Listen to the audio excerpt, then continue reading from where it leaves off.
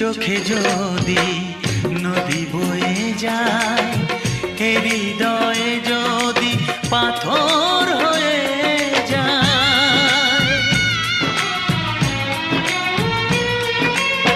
দুটি চোখে যদি নদী বয়ে যায়, হৃদয়ে যদি পাথর হয়ে যায়, তবু হৃদয়ের শীষ মহলে তোমাকেই যতনে আমি রাখবো।